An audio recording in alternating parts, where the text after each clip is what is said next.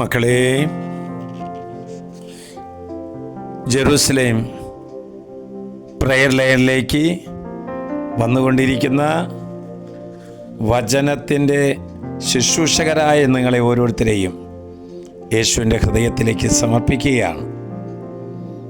വിവിധ രാജ്യങ്ങളിലിരുന്ന്, വിവിധങ്ങളായ ഭവനങ്ങളിലിരുന്ന് വചനം ശ്രവിക്കുന്ന ഓരോരുത്തരെയും, പ്രാർത്ഥനയോടെ ഇരിക്കുന്ന ഓരോരുത്തരെയും ഈശോയുടെ ഹൃദയത്തിൽ സമർപ്പിച്ച് ഞങ്ങൾ പ്രാർത്ഥിക്കുകയാണ്.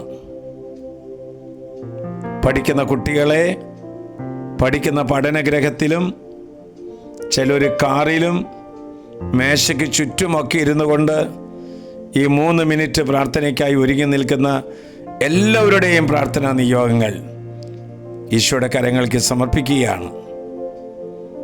ചിലർ അനേക മക്കൾക്ക് ഇത് ഷെയർ ചെയ്യുന്നവരുണ്ട്. ഇത് ഷെയർ ചെയ്യുന്നവരെയും അത് എത്തിച്ചേരുന്നവരെയും കർത്താവ് അനുഗ്രഹിക്കട്ടെ. പ്രത്യേകമായി കാലഘട്ടത്തിൽ പ്രത്യേകമായി അനുഗ്രഹം ഓരോരുത്തർക്കും നൽകണമേ. ഇന്ന് പ്രത്യേകമായി കർത്താവ് തരുന്ന വചനം യെശയ്യായുടെ പുസ്തകം 66-ാം അധ്യായം 14-ാം വാക്യം.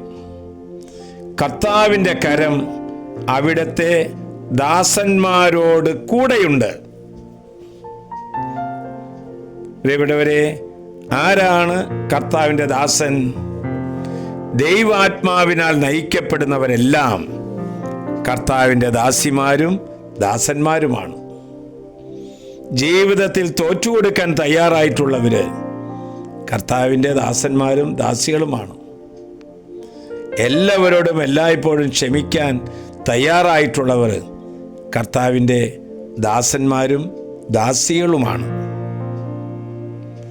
ഏത് തകർച്ച വന്നാലും, എത്ര വലിയ നഷ്ടങ്ങളുണ്ടായാലും, പരാജയങ്ങളിലും തന്നിഷ്ട വഴികൾ ഉപേക്ഷിച്ച് ദൈവേഷ്ട വഴികളിലേക്ക് തിരിയുന്നവർ ഓരോരുത്തരും കർത്താവിൻ്റെ ദാസന്മാരും ദാസികളുമാണ്. ദൈവമായ കർത്താവ് മോശയോട് പറഞ്ഞു, നിന്റെ കരം കടലിലേക്ക് നീട്ടുക, നിന്റെ വടി കയ്യിലെടുക്കുക, പാറമേൽ അടിക്കുക. എന്താണ് ഇതിൻ്റെ സന്ദേശം?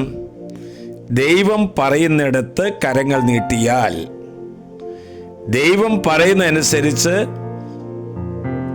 നമ്മുടെ ജീവിതത്തെ ക്രമീകരിച്ചാൽ ദൈവശക്തി നമ്മിൽ വന്ന് നിറയും. മകളെ, പരീക്ഷ എഴുതുന്ന കൈകളിൽ, പരീക്ഷയ്ക്ക് ഉപയോഗിക്കുന്ന പഠന ഉപകരണങ്ങളിൽ ദൈവത്തിന്റെ ശക്തി വന്ന് നിറയും.